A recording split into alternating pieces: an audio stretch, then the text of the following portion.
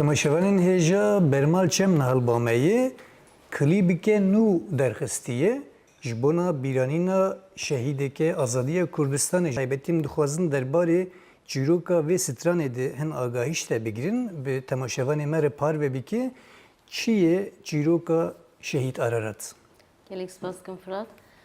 Yani ez vek kes Ararat naz nakim. Ez ji çîrokayê bandor bûm ya rastî. Yani dema min çîrokayê bîst menek jiyana wî ji lêkolîn kir.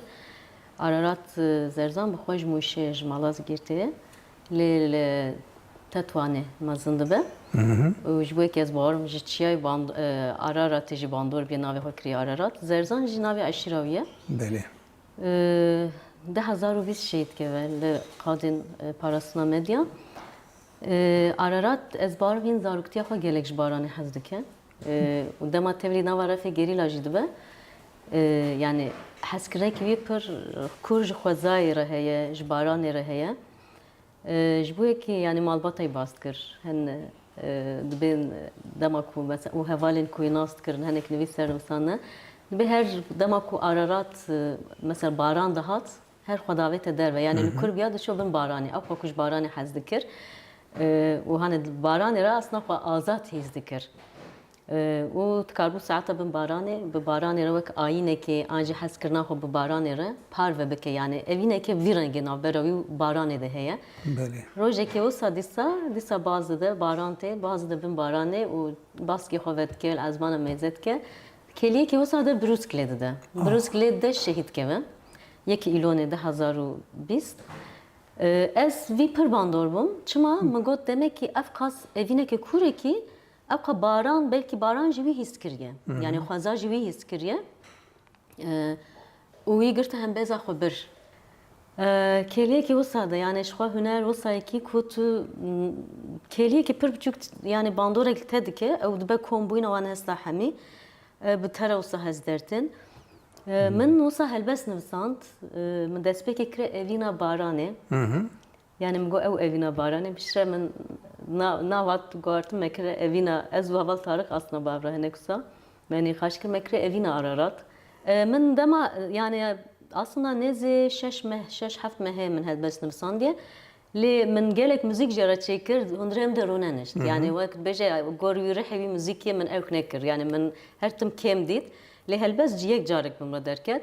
Piştre wisa sohbetekê min û heval Memo Gül çêbû min got helbestekê min heye ez xwazim yani heval Memo Gül jî rastî jî hevalekî ku yani xebatê min hunerî de gelek kedawî heye ew jî mazlûm rewşen jî yani min got ez hîs kim ku ev helbest pir nêzê hestê tê ye ew jî xwan pir ecband müzik heval Memo Gül çêkir xwe aranje jî dîsa Memo Gül çêkir û qeydên wî û mix masteringî heval mazlûm çêkir.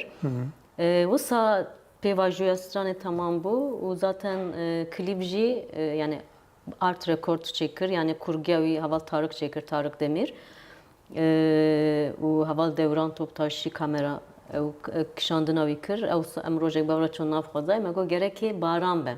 Yani klîbayê em baranê de em bikişînin. Yani em jî bikevin navî atmosferî yani Ararat çawa baranê hîs kiribe em jî wisa hîs bikin kurgek yani hesekê wisa bidin.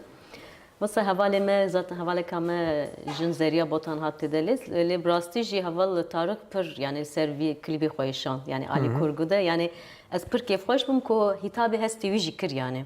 Yani xebatekê vî rengê bû lê yani wek min got yani huner tiştekî wisa pêwîst nake tu wî kesê naz bikî ew yani ew ji xwe xwedgîne te bi rastî jî yani bê ku tu yek nas bikî pêra jiyan jî bikî wek te pêra jiyan kiribe ji ber ku heman nav heman rastî dine belkî ew kolanên Araratê de meşiya jî meşiyam ew çiyayên hilkişiya ji lan çiyayê dikişiyam nizam ew kevrên destê xwe dayê min jî destê xwe dayê lê temasek çêbû hîskirinek çêbû sav berhem derket.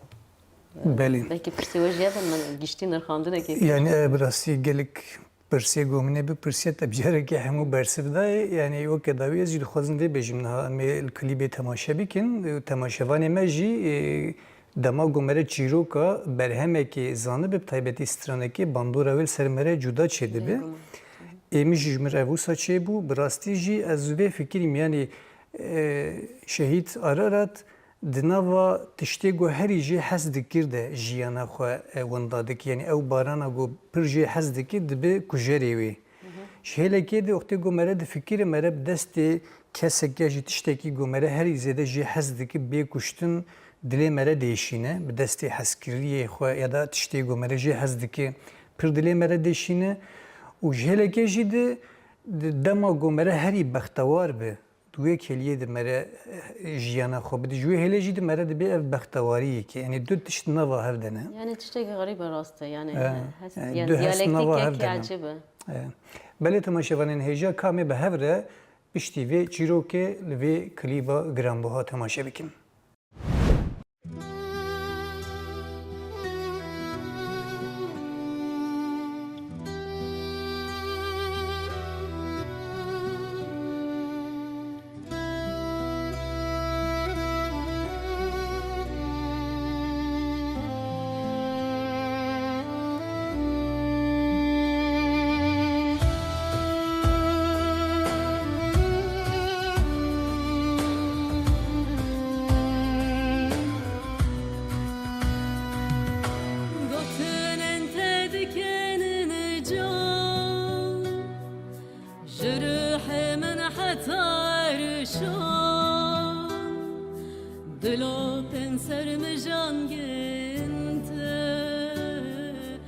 Laşımın diler zine Gotünen tedikenen can Jürühimin hatar şan Dilopin sermijan ginte Laşımın diler zine